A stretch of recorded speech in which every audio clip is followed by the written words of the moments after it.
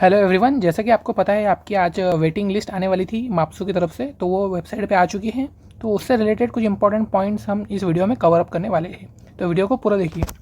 सबसे पहली चीज़ तो जैसा कि आप अपने रीजन वाइज जो है तो वेटिंग लिस्ट चेक कर सकते हैं। जिस भी कैंडिडेट का नाम वेटिंग लिस्ट में आता है उनको एसोसिएट जो कॉलेज होता है वहाँ पे जाने के बाद रिपोर्ट करना ज़रूरी हुआ है, तो बात आप नोट करिए। सेकंड जो सबसे इंपॉर्टेंट चीज़ है वो है अलॉटेड प्रेफरेंस। ओके, यानी आपको किस प्रेफरेंस पे जो है तो कॉलेज अलॉट हुआ है वो भी आपको ज़रूर से चेक करना है। आपकी डिटेल्स वगैरह जो इस पीडीएफ में आपको दी हुई है वो भी आपको चेक करना है। कुछ इंपॉर्टेंट बातें हैं जो हम इस वीडियो में कवर करेंगे। सबसे पहली है कि आपको जो भी कैंडिडेट कॉलेज में विजिट करने वाले हैं एडमिशन लेने के लिए, उनको ज़रूर से अलॉटमेंट लेटर की प्रिंट आउट निकाल के अपने साथ लेकर जाना है, ठीक है। और आप 2-3 प्रिंट आउट जो है तो एक साथ निकाल के रख लो इसकी।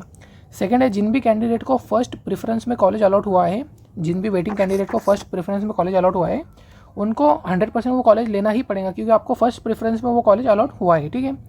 चाहे आप वेटिंग हो या आप नॉन वेटिंग हो, ठीक है।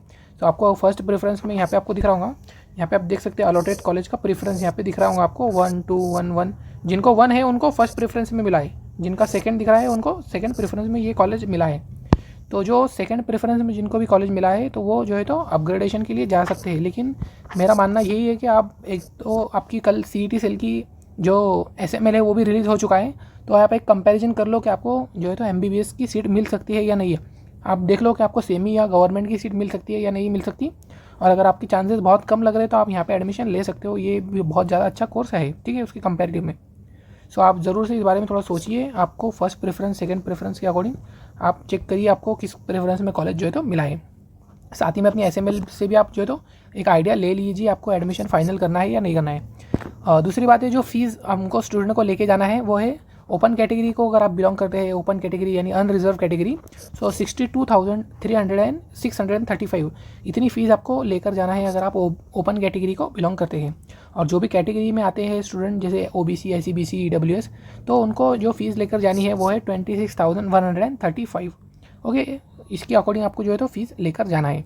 साथ ही में आपको ओरिजिनल डॉक्यूमेंट वहाँ पे लेके जाना है। लेकिन बहुत सारे बच्चों को ये कन्फ्यूजन है कि ओरिजिनल जो डॉक्यूमेंट है हमारे वो वहाँ पे जो है तो ऐड कर लिए जाएंगे या फिर वहाँ पे सबमिट कर लिए जाएंगे, तो ऐसा कुछ नहीं है। आपके जो ओरिजिनल डॉक्यूमेंट होते हैं वो सिर्फ वेरिफिकेशन पर्पज़ के लिए ही जो है तो वहाँ पे मांगे जाएंगे, यानी वो आपको वहाँ पे सबमिट करने के लिए नहीं बोलेंगे, सिर्फ वेरिफिकेशन पर्पज़ के लिए आपसे डॉक्यूमेंट पूछे जाएंगे। सो आप ओरिजिनल डॉक्यूमेंट को भी जो है तो साथ में लेकर जा सकते हैं। लेकिन एक इम्पॉर्टेंट बात यह है कि आपकी जो ओरिजिनल टीसी है वो वहाँ पे वो लोग कलेक्ट कर लेंगे, तो आपको ओरिजिनल टीसी को वहीं पे सबमिट करना पड़ेगा, ठीक है। दूसरी जो बात है वो है जेरोक्स डॉक्यूमेंट। आपके जितने भी ओरिजिनल डॉक्यूमेंट्स हैं उनकी आपको 2 से 3 जेरोक्स निकाल लेनी है और उनको सेल्फ अटेस्ट कर लेना है, ठीक है। सेल्फ अटेस्ट के ऊपर भी मैंने डिटेल वीडियो बनाया है चैनल के ऊपर, आप जाके उस वीडियो को देख सकते हैं। यानी आपको जो जेरोक्स डॉक्यूमेंट है, सारी जेरोक्स डॉक्यूमेंट आपको लेके जाना है। आधार कार्ड, आपका वोटर आईडी, अगर जिसके पास है वोटर आईडी है तो वो वोटर आईडी को भी लेके जा सकते हैं। और बाकी जितने भी आपको मेंशन किए थे जेरोक्स डॉक्यूमेंट की आपको जो ज़रूरत पड़ने वाली है वो आपको साथ में लेकर जाना है, ठीक है। आपको उसके 2 से 3 सेट लेकर जाने हैं और वो सेल्फ अटेस्ट करके लेके जाना है, ठीक है। और जो इंपॉर्टेंट डेट है यानी आपको कब विजिट करना है, सो 11 एंड 12, ओके, 11 अगस्त एंड 12 अगस्त को आपको अप टू 3 PM वो जो भी कॉलेज आपको अलॉट हुआ है उस कॉलेज में आपको जाके रिपोर्टिंग करना है, ठीक है। और अगर आप रिपोर्टिंग करने से फेल हो जाते हैं या किसी वजह से रिपोर्टिंग नहीं करते तो फिर आपका एडमिशन कैंसिल हो जाएगा। अगर फर्स्ट प्रेफरेंस में कॉलेज आपको अलॉट हुआ है तो आपका एडमिशन कैंसिल हो जाएगा, आपकी काउंसलिंग यहाँ पे खत्म हो जाएगी, ठीक है। और सेकंड प्रेफरेंस में मिला है तो फिर आपको जो है तो इतना टेंशन लेने की बात नहीं, लेकिन थोड़ा ध्यान दीजिए इस बात में भी। यानी आपका जो डेट है वो है 11 अगस्त एंड 12 अगस्त, तो डेट वगैरह भी आप ध्यान दीजिए। दूसरी बात ये जो पेमेंट है वो पेमेंट आपको ऑनलाइन मोड क्रेडिट कार्ड और डेबिट कार्ड के थ्रू ही करना है। बहुत सारे मुझे कैंडिडेट बोल रहे थे कि सर कैश में लेके जा सकते हैं क्या, तो कैश में क्यों लेके जाना है आपको, यहाँ पे ऑनलाइन जब दिया है कि online credit card debit card, तो आपको उसके थ्रू ही पेमेंट जो है तो करना है। सो ये बात भी नोट करिए आप। तो कुछ इंपॉर्टेंट पॉइंट्स है जो आपको ध्यान देना है, ठीक है। हो सके तो यहाँ पे जो ऊपर आपको आपकी वेटिंग कैंडिडेट की जो लिस्ट आती है ऊपर आपको नोटिस दिया जाता है, नोट दिया जाता है। सो उस नोट को भी आप ध्यान से पढ़िए, उसमें भी बहुत सारी जो चीज़ें होती है वो दी हुई होती है। मैंने इसमें जो भी आपको दिया था मैक्सिमम कंटेंट यहाँ पे ये पीछे यहाँ पे आपको बता दिया है। ये चीज़ें आपको जो है तो करनी है ध्यान से, ठीक है। सो जिनको भी कॉलेज अगर अलॉट हो चुका है उनको बहुत सारा कॉन्ग्रेचुलेशन, और जिनको कॉलेज अभी तक अलॉट नहीं हुआ है उनकी काउंसलिंग अभी ख़त्म नहीं हुई, ठीक है। आपका जो रीजन राउंड था, रीजन राउंड का फर्स्ट राउंड ख़त्म हो चुका है अब, ठीक है। अब जो आपका रीजन का सेकंड राउंड है वो स्टार्ट होगा कुछ दिन के अंदर, यानी आप उसकी डेट भी आपको पता चल चुकी है 14 अगस्त, ठीक है। आप शेड्यूल में देख सकते हैं 14 अगस्त से आपकी चॉइस फिलिंग स्टार्ट होने वाली है।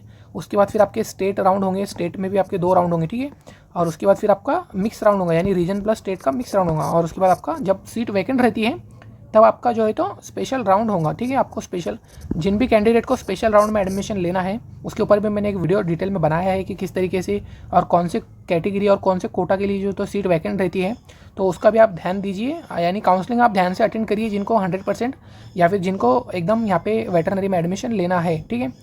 सो काउंसलिंग प्रोसीजर के सारे अपडेट मेरे चैनल पे भी आपको देखने को मिल रहे होंगे, तो वीडियो को, जो भी वीडियोज़ मैं बनाता हूँ उनको ध्यान से आप देखिए और प्रॉपर चॉइस फिलिंग करिए।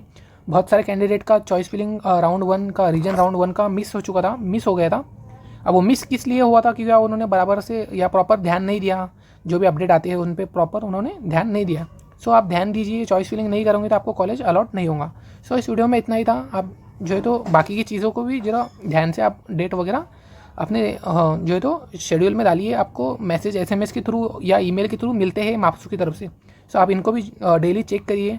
और वेबसाइट भी आपको पता है माप्सू की जो ऑफिशियल वेबसाइट है एडमिशन की, उस पर भी आप जो है तो डेली जाके विजिट करिए, ताकि आपको जो है तो जितने भी अपडेट्स आते हैं ताकि आपको उसका पता लग सके, ठीक है। और वीडियोज़ के थ्रू तो मैं आपको बता ही रहा हूँ। तो हम मिलते हैं नेक्स्ट वीडियो में। जिन्होंने भी चैनल को सब्सक्राइब नहीं किया है जल्दी से चैनल को सब्सक्राइब कर दो और इस वीडियो को भी लाइक कर देना। हम मिलते हैं नेक्स्ट वीडियो में। Thank you.